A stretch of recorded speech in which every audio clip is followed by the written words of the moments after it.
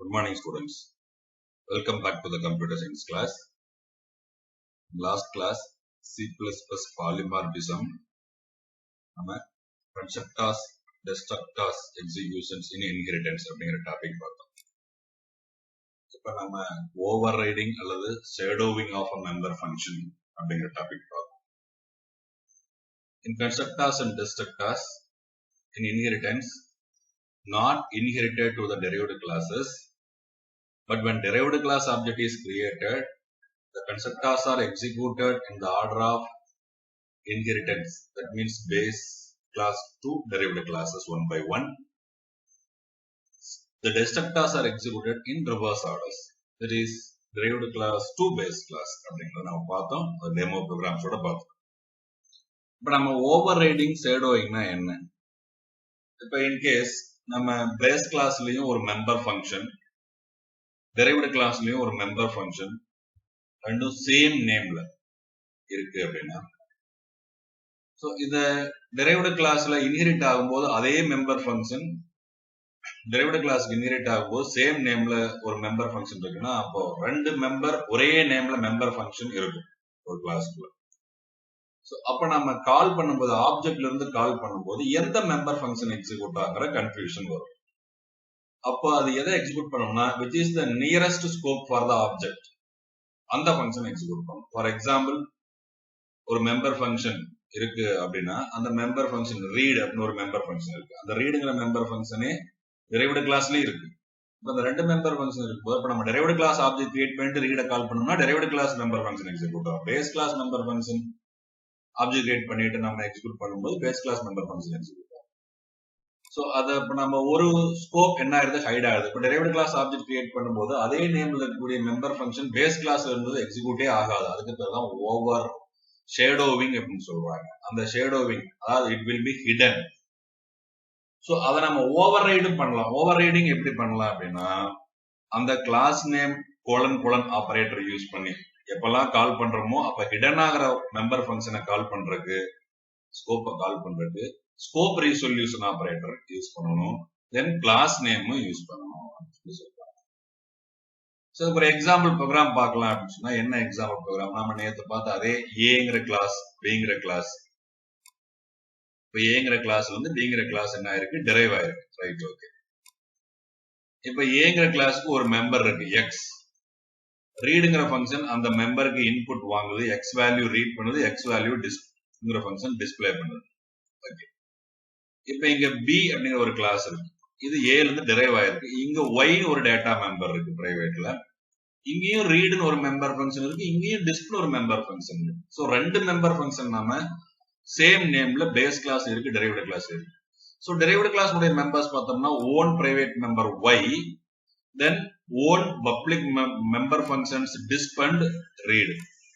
At the same time, meanwhile, which inherits all the properties of base class, all the protected and public of base class members to derived class.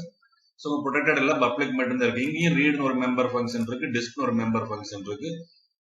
Visibility mode public இருக்கனால both are inherited as public. So அப்ப இந்த கிளாஸ்க்கு என்னென்ன members இருக்கு அப்படின்னு சொல்லி பாத்தீங்கன்னா, ரீடுங்கிற member function own member function, டிஸ்ப்ங்கிற own member function, inherited read member function, inherited disp member function, அதுவும் both are in public. Own members ஃபங்க்ஷன்ஸும் பப்ளிக், ரீடுங்கிற மெம்பர் ஃபங்க்ஷன் பப்ளிக், அதுவும் பப்ளிக்ல இருக்கும். அப்ப இந்த கிளாஸ்ல இருந்து ஒரு ஆப்ஜெக்ட் கிரியேட் பண்றோம். இப்ப பி ல இருந்து ஒரு ஆப்ஜெக்ட் கிரியேட் பண்றோம். ஆப்ஜெக்ட் கிரியேட் பண்ணிட்டு ஆப்ஜெக்ட் டாட் ரீட் அப்படின்னா, ஆப்ஜெக்ட் டாட் டிஸ்ப் அப்படின்னா எந்த ஃபங்க்ஷன் எக்ஸிக்யூட் பண்ணணும். இப்ப இங்க பாத்தீங்கன்னா இதை என்ன பண்ணோம் அப்படின்னா, இந்த பிங்கிற கிளாஸ்னுடைய ரீட் டிஸ்ப் தான் எக்ஸிக்யூட் பண்ணணும். ஏன்னா ஆப்ஜெக்ட் நம்ம இதுல இருந்து கிரியேட் பண்ணிக்கிறோம், பி ல இருந்து கிரியேட் பண்ணிக்கிறோம். அப்ப இன்ஹெரிட் ஆகுதல்ல, ரீட் டிஸ்ப் அப்படிங்கிற ரெண்டு மெம்பர் ஃபங்க்ஷன்ஸும் inherited to this B class. So how this inherited member functions we can execute through the object b. Object bங்கிற கிளாஸ்ல இருந்து நம்ம எப்படி இந்த inherited member functions execute பண்றது அப்படிங்கறதையும் பார்க்கணும். சோ இதுக்கு நம்ம என்ன சொல்றாங்க அப்படின்னு சொல்லி பாத்தீங்கன்னா, ஆப்ஜெக்ட் ரீட் அப்படின்னு இப்ப நான் கால் பண்றேன். ரீட்னா எதை கால் பண்ணலாம், இந்த ரீடையும் கால் பண்ணலாம் அல்லது இந்த ரீடையும் கால் பண்ணலாம். ஏன்னா இது inherited as public, இது own public member of b. So அப்ப அதே மாதிரி டிஸ்ப் அப்படிங்கிற எதை கால் பண்ணும், இந்த டிஸ்பிளையும் கால் பண்ணலாம், அந்த டிஸ்பிளையும் கால் பண்ணலாம். ஆனா அதை எதை கால் பண்ணும் கம்பைலர் பை டிஃபால்ட் அப்படின்னா இங்க ஆப்ஜெக்ட் எதுல இருந்து உருவாகி இருக்குன்னு பார்க்கும். இந்த ஆப்ஜெக்ட்டுக்கு நியரஸ்ட் ஸ்கோப் எது? ஓன் மெம்பர் தான் நியரஸ்ட் ஸ்கோப். இன்ஹெரிட்டட் மெம்பர் வந்து செகண்ட் ப்ரிஃபரன்ஸ் தான் கொடுக்கும். சரி, அப்ப நம்ம இதை எக்ஸிக்யூட் பண்ணும்போது என்ன நடக்குது அப்படின்னு சொல்லி பார்த்தோம்னா இங்க என்டர் எக்ஸ் வேல்யூ இன்புட் வாங்கி கிவன் எக்ஸ் வேல்யூ டிஸ்பிளே சொல்லுது. இங்க என்டர் ஒய் வேல்யூ சொல்லி ஒய் வேல்யூ டிஸ்பிளே பண்ணுது. இப்ப நம்ம என்ன பண்றோம்? இப்ப இதை என்ன பண்ணுது அப்படின்னா ஒய் வேல்யூ ரீட் பண்ணுது. ஸோ ஒய் வேல்யூ ரீட் பண்றதுனால நான் என்ன பண்றேன் அப்படின்னா 22 ஒரு வேல்யூ கொடுக்குறேன். திரும்ப ஒய் வேல்யூவே டிஸ்பிளே பண்ணுது. அவ்வளவுதான் முடிஞ்சது. சப்போஸ் இதே ஆப்ஜெக்ட் பிக்கு பதிலாக நான் என்ன கொடுத்துருக்கேன் அப்படின்னா ஏ கொடுத்துருந்தேன் அப்படின்னா என்ன ஆகும் அப்படின்னா இப்ப ஏ தான் நியரஸ்ட் ஸ்கோப். நான் பேஸ் கிளாஸ்ல இருந்து தான் கிரியேட் பண்ணிக்கிறேன் ஆப்ஜெக்ட். அப்ப பேஸ் கிளாஸ்னுடைய மெம்பர் ஃபங்க்ஷன்ஸ் தான் எக்ஸிக்யூட் ஆகும். ஸோ இதை நான் என்ன பண்ணிடுறேன்? சேவ் பண்ணிடுறேன். Execute, compile, execute, run. இப்ப என்ன கேக்குது? எக்ஸ் வேல்யூ கேக்குது. ஏன் எக்ஸ் வேல்யூ கேக்குது? ஆப்ஜெக்ட் எதுல இருந்து கிரியேட் பண்ணிக்கிறோம்? ஏல இருந்து கிரியேட் பண்ணிக்கிறோம். அப்ப ஏ அப்படிங்கறது கால் பண்ணும்போது எந்த ரீடு? இந்த ரீடை தான் கால் பண்ணும். அப்ப நம்மளுக்கு என்ன வேல்யூ கிடைக்குது அப்படின்னா எக்ஸ் வேல்யூ கேக்குது. எக்ஸ் வேல்யூக்கு என்ன கொடுக்கணும் அப்படின்னா ஏதாவது ஒரு வேல்யூ கொடுக்கலாம். 55. Okay, given x value is 55. அப்ப பிங்கிறதுக்கும் எக்ஸ்ங்கிற மெம்பர் இருக்குமல்ல இருக்கு. அப்ப பி நாம எப்ப கிரியேட் பண்ணணும்? கிரியேட் பண்ணும்போது இப்ப நான் என்ன பண்றேன் அப்படின்னா சேவ் பண்ணிட்டு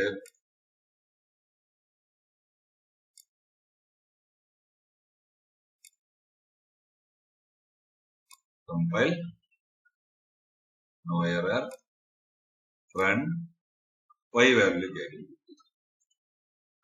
சோ அப்ப பிங்கிற ஆப்ஜெக்ட்ல இருந்து தான் கிரியேட் பண்ணிக்கிறோம். ஆனா ஏங்கிற மெம்பர் ஃபங்க்ஷன் எக்ஸ் வேல்யூ கேட்கணும் அப்படின்னா நான் என்ன பண்ணணும்னா இங்க கிளாஸ் நேம் ஏங்கிற கிளாஸ் நேம் கோலன்ங்கிற ஆபரேட்டர் யூஸ் பண்ணிக்கணும். இப்படி யூஸ் பண்ணும்போது இப்ப ஏங்கிற கிளாஸ் நேம் கோலன்ங்கிற ஆபரேட்டர் இப்ப என்ன பண்ணும் அப்படின்னா ஆப்ஜெக்ட் பில இருந்து கிரியேட் பண்ணாலும் இது அந்த ஹைடான ரீடுங்கிற ஃபங்க்ஷனை எக்ஸிக்யூட் பண்றதுக்கு scope resolution operator reveals the hidden scope அல்லது shadow scope of any member. So அப்ப என்ன பண்ணுனா இந்த ரீட் அப்ப சேம் மெம்பர் ஃபங்க்ஷன் நேம்ல இருக்கக்கூடிய இந்த ரீட் எக்ஸிக்யூட் ஆகும். இப்ப பிங்கிற கிளாஸ்ல இருந்தே ஆப்ஜெக்ட் கிரியேட் பண்ணாலுமே அது எக்ஸ் வேல்யூ ரீட் பண்ணும், தென் எக்ஸ் வேல்யூ டிஸ்பிளே பண்ணும். ஏன்னா ஏ கோலன் கொடுத்துட்டோம். நீங்க இப்ப என்ன பண்ணி பார்க்கலாம்? கம்பைல் பண்ணி பாருங்க. கம்பைல் பண்ணிட்டு ரன் பண்ணுங்க. இப்ப என்ன கேட்டது? எக்ஸ் வேல்யூ கேக்குது. X value 66. இதே நம்ம ஏ இல்லாம நம்ம ரீட் கொடுத்தோம்னா என்ன வரும் அப்படின்னு சொல்லி பாத்தீங்கன்னா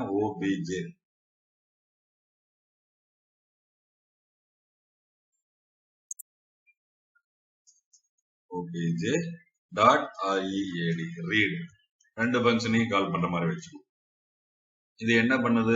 ஓவர் ரைடிங் பண்ணுது. இது ஷேடோவிங் பண்ணுது. சோ இது என்ன பண்ணுது? Override. இது என்ன பண்ணுது? ஷேடோ பண்ணுது, ஹிடன் பண்ணுது. அதே மாதிரி நான் என்ன பண்றேன்? டிஸ்பிளே பண்ணும்போது ஏ டாட் டிஸ்பிளே சொல்றேன், ஓபிஜே டாட் ஜஸ்ட் டிஸ்பிளே சொல்றேன். இது எந்த ஃபங்க்ஷனை கால் பண்ணுது? சோ இது என்ன பண்ணும் அப்படின்னு சொல்லி பாத்தீங்கன்னா இது என்ன பண்ணுது? Override. இது என்ன பண்ணுது அப்படின்னு சொல்லி பாத்தீங்கன்னா ஷேடோ. சோ இப்ப இங்க என்ன பண்ணுதுன்னா இது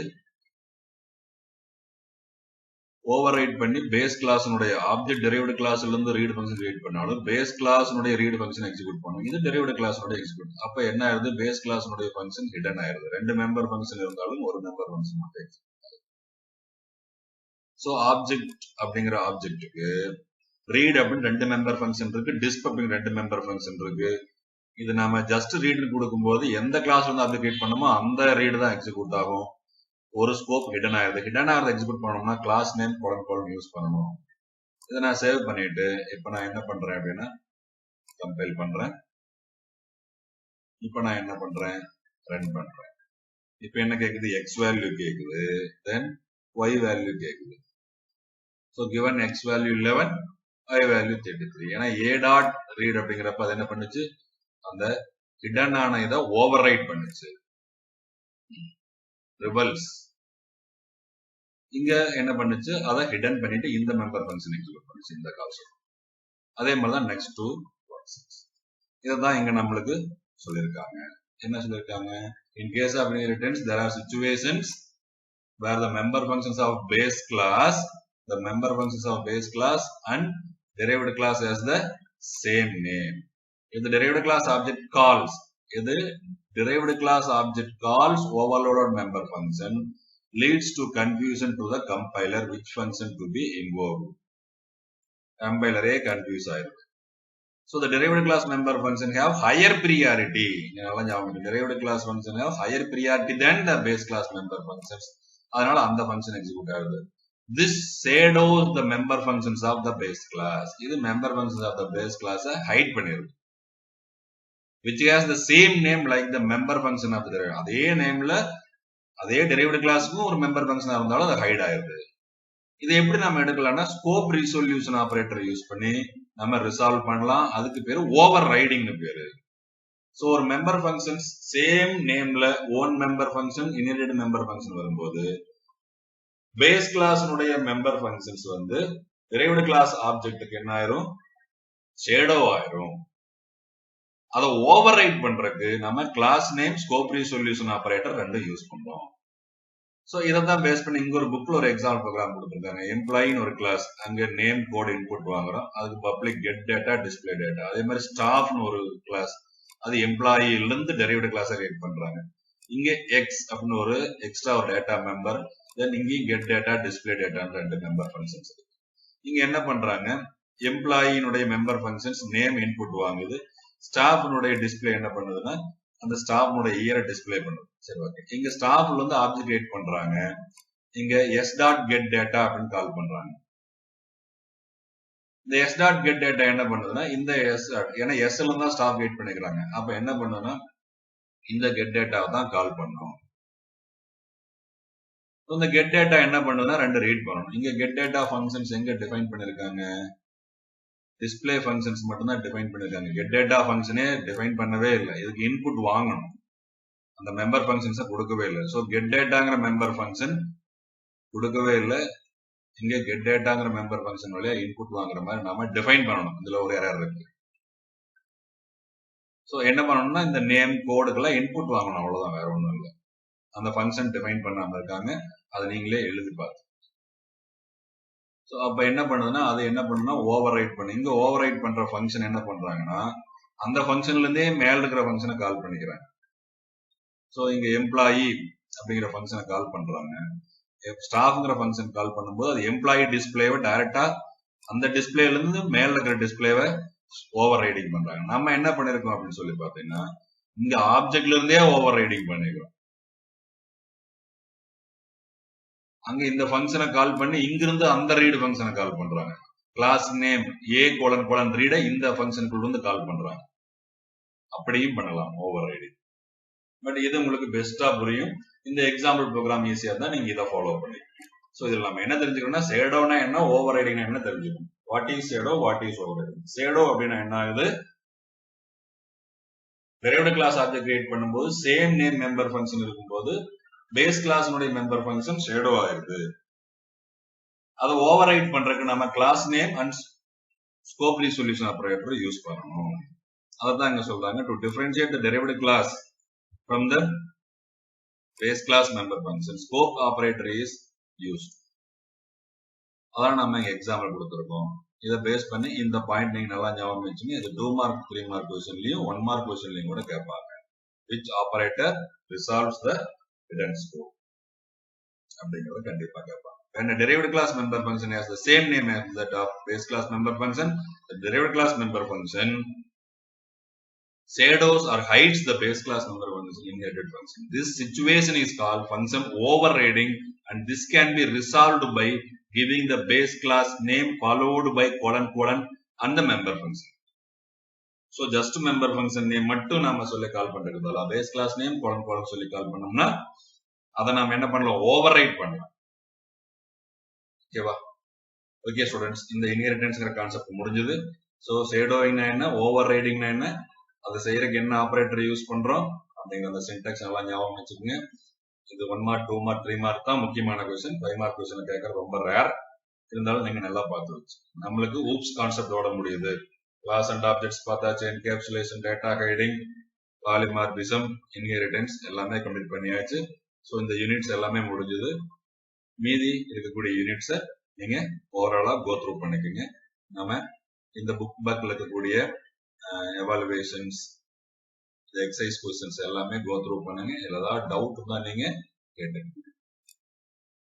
Okay students, be safe, stay healthy, have a nice day. Thank you. Bye.